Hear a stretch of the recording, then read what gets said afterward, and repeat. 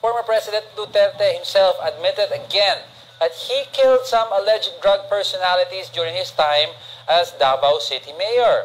He also changed his tone about the International Criminal Court and challenged them to investigate him immediately. Here's the report. Ako, marami.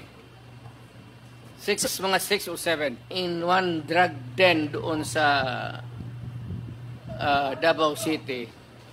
4 na Chinese. Pinatay ko talaga. Sinadya ko talang patpatayin. Former President Rodrigo Duterte was unapologetic in admitting that he killed people during his stint as Davao City Mayor. During the House Quadcom hearing yesterday, Duterte took full responsibility in all the deaths that happened under his bloody war on drugs. He even confirmed that alleged reward system for the police that incentivized them to kill more alleged drug personalities. Duterte said the funds for the reward system came from the excess campaign money he received when he ran as president. Bigyan ko yan sila ng, okay, I'll give you 20,000.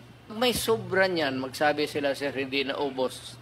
Kasi nahuli ka agad. But in accordance with the rule of COMELEC, yung excess money po na ginagamit po natin sa kampanya must be returned back to the COMELEC, Mr. Chair, to the donors, Mr. Maniwala President. Tanungin kita, sinong kandidato nagsauli? Sir President, you cannot ask question. Asking the ICC to hurry up, and if possible, they can come here and start the investigation tomorrow. The ICC does not scare me a bit.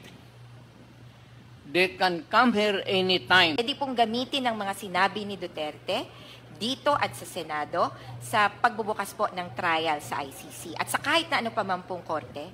I was cleared of all 3 drug cases. I underwent the whole process. Dumaan po ako sa buong proseso kahit mahirap, masakit para sa akin. Kinulong ako ng almost 7 years na hindi na po nila yan mababalikan dahil sa pagkagalit nung pinaka-mastermind nung pag-persecute sa akin.